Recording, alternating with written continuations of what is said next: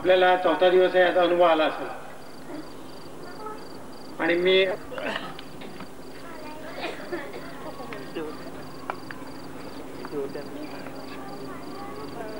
जय जय रघुवीर समर्थ. यानंतर आभार प्रदर्शन 1-2 मिनिटात आटवू आम्ही, कारण भाषण द्यायचा छंद नाही, सवय पण नाही, पण हे सगळं आवश्यक आहे. म्हणून प्रतीक मंडळातर्फे आयोजित कीर्तन महोत्सवाचा आज शेवटचा दिवस, शेवटचं पुष्पक आज महाराज आपल्यासमोर सादर करीत आहेत. एक संस्कृत नरकेसरी सांस्कृतिक क्रीडा मंडळ स्थापन झालं आणि आम्ही त्या क्रीडा महोत्सवाचं सांस्कृतिक क्रीडा मंडळातर्फे विविध खेळांचे आयोजन इथे करत असतो. नगरातील जवळजवळ बहुतेक तरुण आणि काका लोक सुद्धा आमच्या या खेळामध्ये येऊन सामील होतात आणि त्यांचा लाभ घेतात. आपल्या या मंडळातर्फे अशीच एक सूचना आली. सगळ्या लोकांनी म्हटलं की आपण एक सांस्कृतिक चांगला मोठा कार्यक्रम घ्यावा आणि योगायोगाने महाराजांची भेट आमची झाली. महाराजांच्या जवळ आम्ही आमची इच्छा प्रदर्शित केली आणि त्या इच्छेला त्यांनी आशीर्वाद रूपी आम्हाला 4 दिवसाचा कार्यक्रम दिला. महाराजांनी आपला व्यस्त कार्यक्रमातून आम्हाला जे दिवस दिले आणि इथे येऊन नागरिकांनी जो त्यांना महत्त्वपूर्ण केला त्याच्याबद्दल मी सांस्कृतिक मंडळातर्फे आणि आपल्या सगळ्या नागरिकांतर्फे महाराजांचा ऋणी आहे. महाराजांच्या सोबत जे साथ दिली, तबला, पेटी आणि बाकी अजून त्या सगळ्यांचा मी आभारी आहे. तसेच इतका मोठा कार्यक्रम आयोजित करायचं म्हटलं की थोडेफार अडचणी येतातच, पण त्या अडचणीतूनही आम्ही थोडं नागरिकांकडे गेलो. त्या लोकांनी आम्हाला बरीच काही आर्थिक मदत केली, त्या सगळ्यांचा मी ऋणी आहे. आमच्या या कार्यक्रमासाठी जे डेकोरेशन, साऊंड सिस्टीम, या सगळ्या गोष्टी प्रसाद डेकोरेशनचे संचालक श्री प्रसाद कापरे यांनी दिल्या, त्याचाही पण मी आभारी आहे. नागरिकांनी इथे येऊन ज्या कार्यक्रमाचा शोभा वाढवली त्या नागरिकांचे मी आभारी आहे. पहिल्या दिवशी आमच्या कार्यक्रमाचे उद्घाटन महापौर सौ वसंतताई येऊन त्यांनी आमच्या कार्यक्रमाचे उद्घाटन केले, त्यांचाही मी आभारी आहे. तसेच आमच्या वार्डाच्या सदस्या मनीषाताई दलाल यांनी आम्हाला मदत केली, त्यांचा पण मी आभारी आहे. तसेच आमच्या मंडळातील सगळे तरुण यांनी कार्यक्रमाचा खूप सगळं श्रेय आहे, त्यांनी बरीच मदत केली, त्या सगळ्यांचे मी आभारी आहे. इतकं बोलून मी आपली रजा घेतो.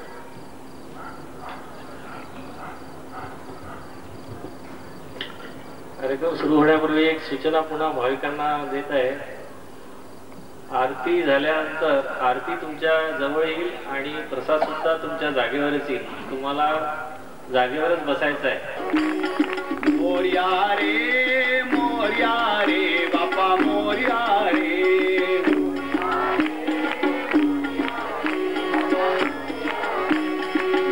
मोरया रे बापा मोरया रे,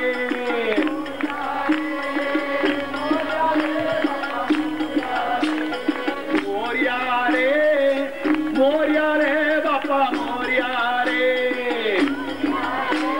मोरया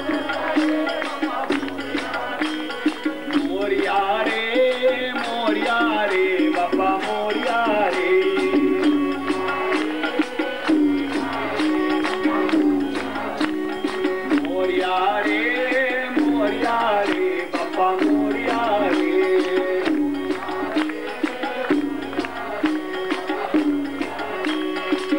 मोरया रे बापा मोरया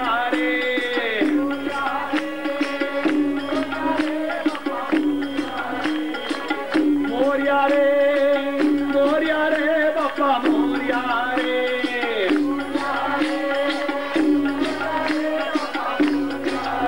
ओ मोरया रे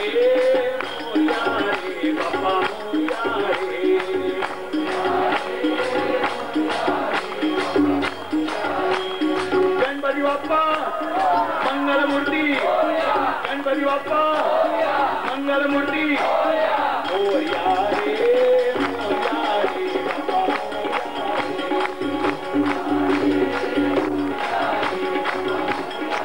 बाप्पा मोरया रे बाप्पा मोरया रे बाप्पा मोरया रे बाप्पा मोरया रे बाप्पा मोरया रे बाप्पा मोरया रे बाप्पा मोरया रे बाप्पा मोरया रे बाप्पा मोरया रे बाप्पा मोरया रे बाप्पा मोरया रे बाप्पा मोरया रे बाप्पा मोरया रे ओ मोरया रे मोरया रे बाप्पा मोरया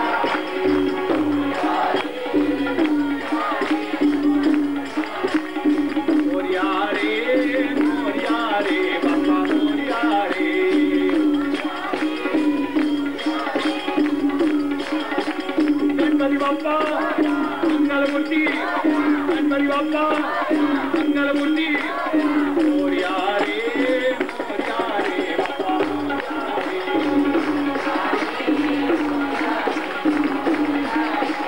मोरया रे बाप्पा मोरया रे बाप्पा मोरया रे बाप्पा मोरया रे बाप्पा मोरया रे बाप्पा मोरया रे बाप्पा मोरया रे मोरया मोरया मोरया मोरया मोरया मोरया मोरया मोरया मोरया मोरया मोरया मोरया मोरया मंगलमूर्ती मोरया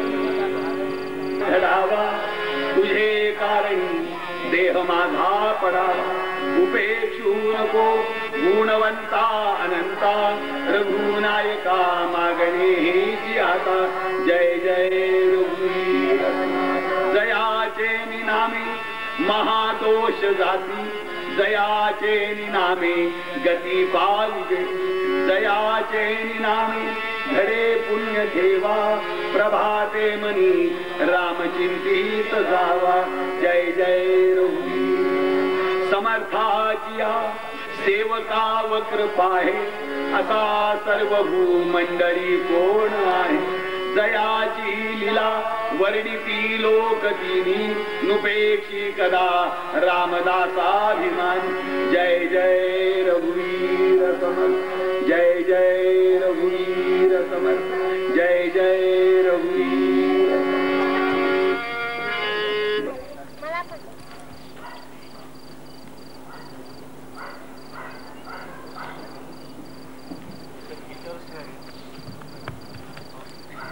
प्रेमाचे त्यांची आरती माता पितयांची सागर प्रेमाचे त्यांची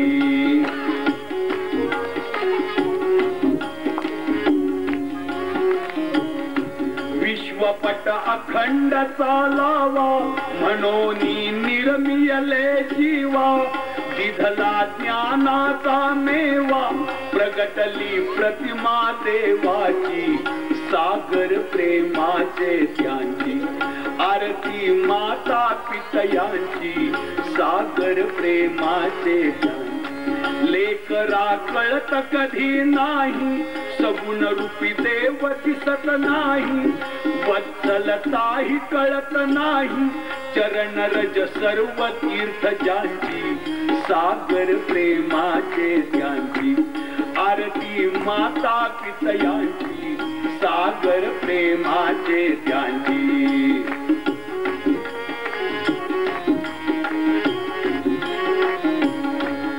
अतिपरिचयात अवज्ञा हो महाशास्त्री कथिला हो, परिचय ज्यांचा मोठा हो, आपण निर्मितीच ज्यांची, सागर प्रेमाचे त्यांची, आरती माता पितयांची, सागर प्रेमाचे त्यांची.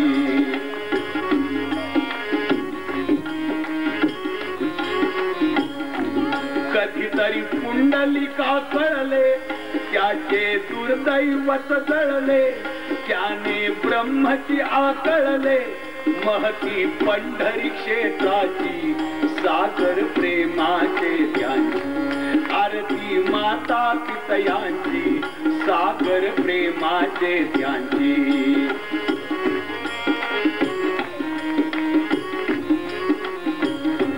श्रावण बाळाचा महिमा, शिकवी भक्तीच्या सीमा, अलौकिक त्यागाच्या प्रेमा, कथा ही असे पुराणीची, सागर प्रेमाचे त्यांची, आरती माता पितयांची, सागर प्रेमाचे त्यांची.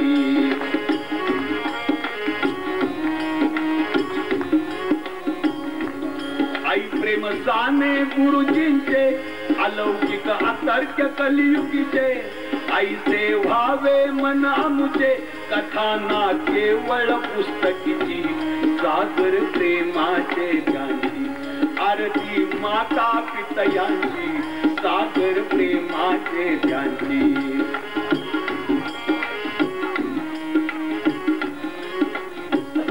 असो पशु पक्षी जीव कोणी, रक्षी देवतया जीवनी, केवळ माय बाप म्हणून, शिकविती संस्कृती देवाची, सागर प्रेमाचे त्यांची, आरती माता पितयांची, सागर प्रेमाचे त्यांची.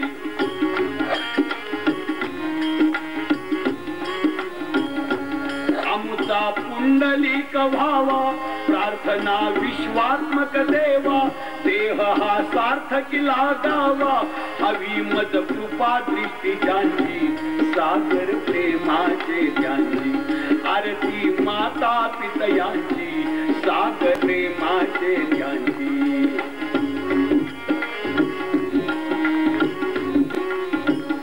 ज्ञान विज्ञान ही समजावे, जगत बंधुत्व ही ओजावे, प्रार्थन लक्ष्मीमय व्हावे, हवी पण आशीर्वचने ज्यांची, सागर प्रेमाचे त्यांची, आरती माता पितयांची, सागर प्रेमाचे त्यांची.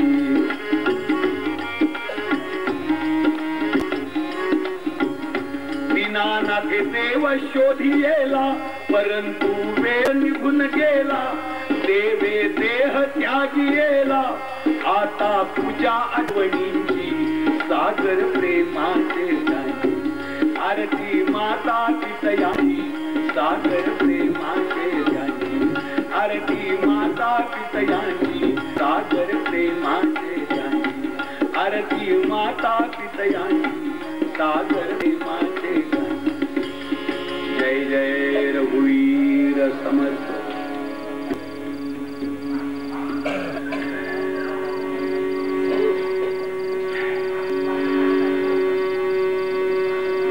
कालाच्या ओघामध्ये इतिहासाची पुनरावृत्ती होत आहे. पुराणातल्या काही कथा या रूपकात्मक पण पुढे घडू शकतात. पुरा काळामध्ये एक वेदशास्त्र संपन्न ब्राह्मण होऊन गेला. त्याचं नाव रौद्रकेतू. रौद्र म्हणजे भयानक आणि केतू म्हणजे इच्छा. भयानक इच्छा मनात धारण करणारी काही फार मोठी माणसं जगातून जातात. पूर्वी त्याचा ब्राह्मण म्हणजे आज त्यांना शास्त्रज्ञ म्हणतात. लक्षात ठेवा, ब्रह्मापर्यंत जाण्याचं काम, मुळापर्यंत जाण्याचं काम शास्त्रज्ञ करतात, तत्वज्ञ करतात, तत्व व्यक्त करतात. ब्रह्म ज्याला ब्राह्मणा, जातीयवादामध्ये अडकू नका, त्याच्यात काही अर्थ नाही, लक्षात ठेवा. ब्राह्मण क्षत्रिय वैशूद्र या जातीयवादात अडकू नका. गाडीचे चारही चाक जे असतात ना, त्या चारही चाकांचे अधिकार सारखे असतात, त्यातलं कुठलंही पंक्चर चालत नाही. सगळ्यातलं एअर प्रेशर सुद्धा प्रत्येक चाकातलं व्यवस्थित आवावं लागतं. समाजरूपी गाडीचे 4 चाक आहेत आणि ते जातीवर नाही आहेत, कर्मावर आहेत. ब्राह्मण क्षत्रिय वैश्य शूद्र बुद्धीच्या माध्यमातून मुळापर्यंत जाणारे तर ब्राह्मण म्हटलं, शक्तीच्या माध्यमातून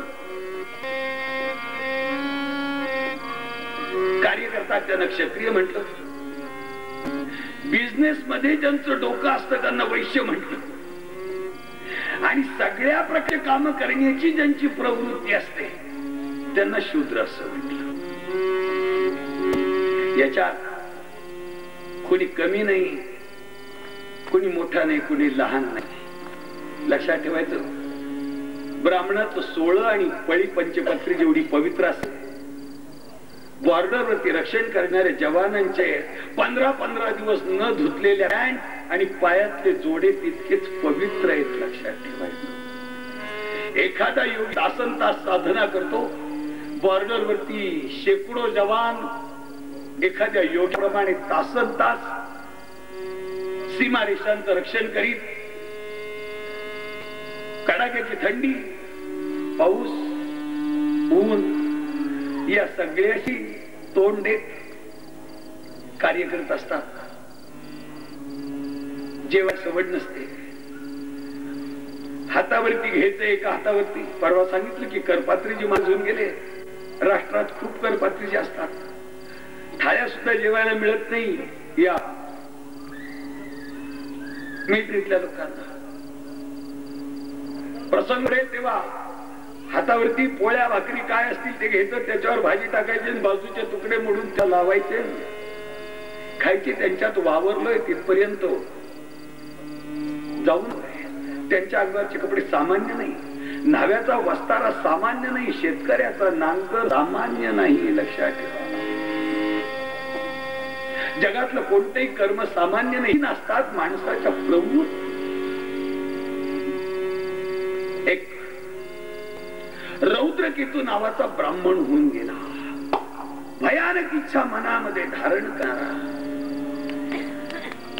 आणि भयानक इच्छा मनात धारण करून त्यांनी तपश्चर्या केली, साधना केली. आणि या रौद्रकेतूच्या पोटी 2 मुलं जन्माला आली. अशी तेजस्वी मुलं दोघं जन्माला आली की कीर्ती स्वर्गापर्यंत जाऊन पोहोचली. आणि त्या 2 मुलांना पाहण्याकरता देवर्षी नारदांचं आगमन या रौद्रकेतू ब्राह्मणाच्याकडे झालं.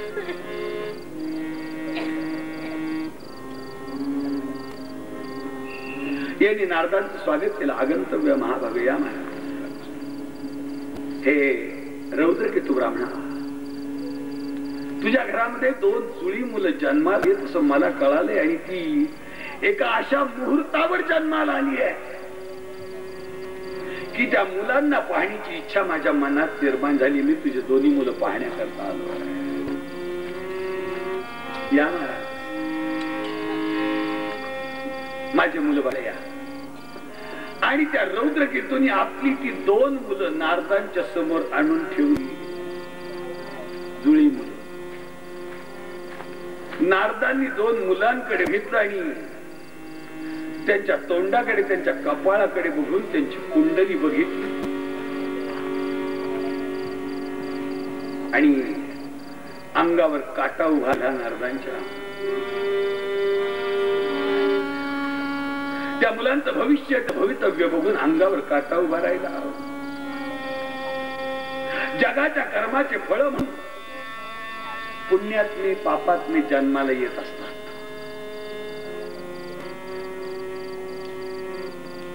रौद्रकेतूने हात जोडले, म्हटलं महाराज, या 2 मुलांचं नाव काय ठेवायचं तुम्हीच सांगा. मुलांना बघायला तुम्ही आला, त्यांची कुंडली बघितली, त्यांचे तोंड बघितले. या 2 मुलांचे नाव काय ठेवायचे?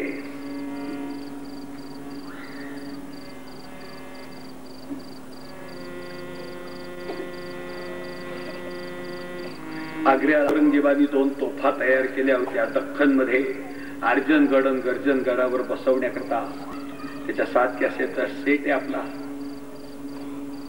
त्या 2 तोफांचे नाव औरंगजेबाने सुचवले तर ते सलाबजंग आणि सफ्दरजंग.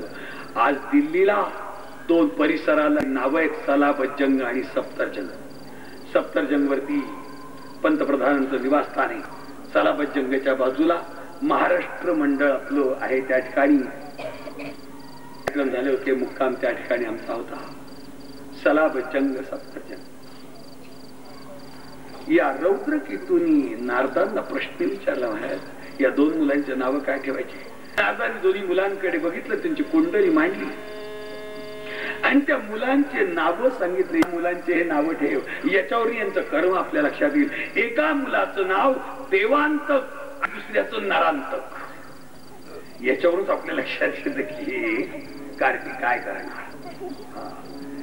जणू या रौद्रकेतूंनी 2 अणुबॉम्ब जन्माला घातले, विध्वंस करणारे. एक देवांतक आणि एक नरांतक. देवांचा अंत करा, देवांना बलहीन करणारा, ईश्वरी शक्तीलाही पराभूत करणारा, देवांना त्राही करायला लावणारा आणि नरांतक मनुष्य जातीचा विध्वंस करणारा. एकाच नाव देवांतक, एकाच नाव नरांतक.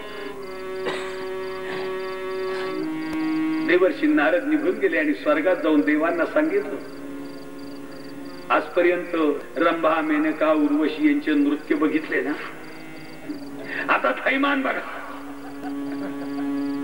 स्वतःला देव समजताना तुमचा अंतर जन्माला आला आहे. तुम्हाला छळला, तुमचे शस्त्र प्रभावहीन करणारा, तुमचे अस्त्र तेजहीन करणारा पृथ्वीवरती जन्माला आलाय. मी आता बघून आलोय, त्याला त्याची कुंडली बघून आलोय, त्याचं भविष्य बघून आलोय. तो देवांतक आहे. आतापर्यंत स्वर्गामध्ये राहून तुम्ही जे रंगढंग केले त्याचे फळ तुम्हाला भोगायला लागतील. आणि दुसरे माणसांना येऊन सांगितले, मनुष्य जातीला नरांतक, तुमचं अस्तित्व संपवून टाकणारा, मनुष्य पण संपवून टाकणारा, पशुप्रमाणे वर्तन करणारा, तुमचे आचार, विचार, संस्कार सगळं उद्ध्वस्त करून टाकणारा जन्माला आलाय. पोराचे पाय पाळण्यात दिसतात. मुलं मोठी झाली थोडी, त्यांचं मौंजी बंधन केलंय. मौंजी बंधन म्हणजे पूर्वी अध्यात्माच्या शाळेमध्ये नाव घालणे असं म्हणायचं. द्विजन्म संस्कार, अभ्यास करण्याचं सर्टिफिकेट, त्याला द्विजन्म संस्कार म्हणायचे. मौंजी बंधन केलं. दोन्ही मुलांना सांगितलं, बाळांनो, तुमचं कर्तृत्व कितीही जरी मोठं असेल, प्रारब्ध किती मोठं असेल, तिला कितीही चांगल्या खाणीतला असेल, तरी पैलू पाडल्याशिवाय त्याला किंमत येत नाही. विज्ञानाची साधना करावी लागते. ती साधना आपल्या देहात जेव्हा मूर्ते तेव्हा अहम ब्रह्मास्मी, इस्त्रीची किंवा इलेक्ट्रिक शेगडीची कॉईल तापावी, त्याप्रमाणे देहातल्या शक्ती वृद्धी होतात. देहात बल, ज्ञान बल, शरीर बल, योग बल, आत्मबल, बलाचे निरनिराळे प्रकार वृद्धी होतात, वाढतात, त्याची अनुभूती येते. दोन्ही मुलांना तपश्चर्येला पाठवून आणि अशा प्रकारे दोन्ही मुलांनी तपश्चर्या केली की ब्रह्मदेव प्रसन्न झाले. ब्रह्मदेव म्हणजे त्यावेळच्या युनिव्हर्सिटीचे मालक. ब्रह्मापर्यंत पोहोचलाय, त्याचं सर्टिफिकेट तुम्हाला द्यायचं आहे.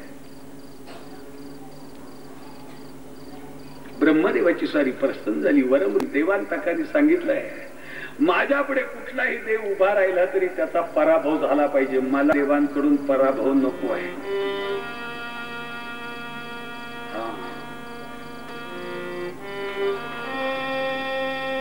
देवांकडून पराभव नको आहे. देव माझ्या पुढे युद्धाला येतील ते पराभूत झाले पाहिजे.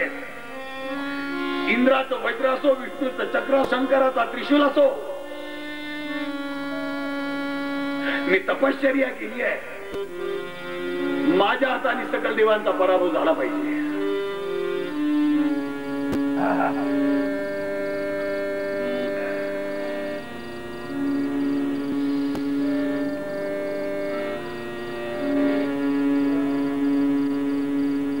शेवटी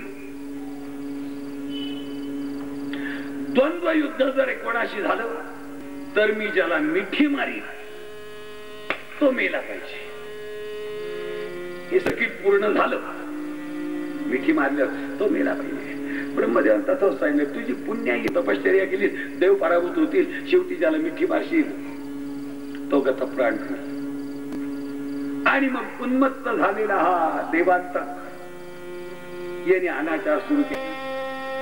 सकल देवांना प्रत्येकी गाठून त्यांना पराभव करायचा सपाटा सुरू केला. सकल देव सामुदायिक रीतीने आले तरी त्यांचा पराभव सुरू झाला. तसा नरांतकाने वर मिळाला. मी या मनुष्य जातीवर मला आधिपत्य गाजवायचं आहे. माझ्या दृष्टीने, माझ्या सामर्थ्याने, माझ्या तेजाने मनुष्य जात पराभूत झाली पाहिजे. माझ्या पुढे मानवर कोणाची हिंमत होता कामा नये. मी नरांतक, जे कोणी माझ्या विरोधात उभे राहतील ते माझ्या नजरेच्या तेजाने नष्ट झाले पाहिजे. माझ्या सामर्थ्याने नष्ट आले पाहिजे. मला या पृथ्वीवरती आधिपत्य गाजवायचं आहे. कुणीही माणूस माझ्या विरोधात राहता कामा नये. तथास्तु. देवांतकाला तोवर मिळाला, नरांतकाला तोवर मिळाला. आणि मग दोघांनी धुमाकूळ घालायला सुरुवात केली. देवांत आणि नरांतक, देवांना आणि माणसांना त्राही त्राही करून सोडलं. खूप अत्याचार, खूप अनाचार केले. अनाचार करणाऱ्यांची गँग यांच्याजवळ झाली. कंसाजवळ जसे निरनिराळे दैत्य जमा झाले होते, रावणावरचे निरनिराळे दैत्य जमा झाले होते, तसे अनेक दुर्जन जमा झाले. आणि ते दुर्जन माणसांवर आणि देवांवर अत्याचार करायला लागले. ज्यावेळेला आध्यात्मिक पातळीवर या घटना घडतात त्यावेळेला मानवी पातळीवरती त्याला प्रतिकार करणं कठीण असतं. मानवी पातळीवर प्रतिकार होऊ शकत नाही. समाज भरडला जातोय, लाचार झालेत. वर्षानुवर्षास उन्नतपणाने देवांतक आणि नरांतकांचं अधिराज्य चाललंय. रौद्रकेतू ज्यांनी या दोन मुलांची निर्मिती केली आहे त्यांना होत समाधान आहे त्याला की काय निर्माण केलंय. कसे विध्वंसक दोन मुलं जन्माला घातलेले आणि ते मुलं विध्वंसक असत आहे. म्हणजे सगळे भरडले जात असले. एका नदीच्या तीरावरच्या आश्रमात दोन तपस्वी तपश्चर्या करतायत. पती पत्नी दोघेही तपस्वी. अहम ब्रह्मास्मी. आदिरूप शक्ती देहात त्यांनी सामावलेले आहेत आणि अंतर्मुख झाले आहेत. आपलं विश्व त्यांनी ठरवलंय.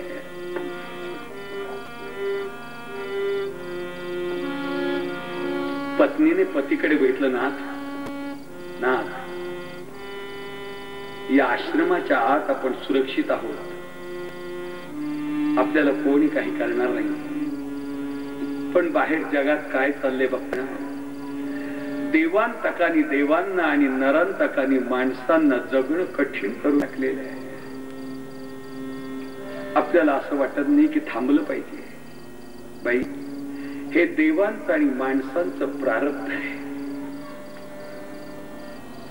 माणसांनी जे कर्म केले त्यांचं ते फळ आहे, देवांनी जे कर्म केले त्यांचं ते फळ आहे. आणि म्हणून हे दोन विध्वंसक जीव जन्माला आहे. पण मला असं वाटतं ठीक आहे, अपराध झाले असतील माणसांच्याकडून, अपराध झाले असतील देवांच्याकडून, पण हे थांबलं पाहिजे असं मला वाटतं. म्हटलं नुसतं वाटून उपयोग नाही. हे थांबणं आपल्या हातात नाही. थांबवायचं असेल तर थांबवणारी शक्ती प्रगट केली पाहिजे. नाथ, मी आपल्याला विनंती करते, हे थांबलं पाहिजे. देवांतक आणि नरांतक आतापर्यंत खूप विध्वंस केला, हे थांबावं अशी माझी इच्छा आहे. ठीक आहे. त्या तपस्व्याने कुंडली मांडली. कुंडली मांडून गणित केलं आणि त्या कश्यप नावाच्या ऋषी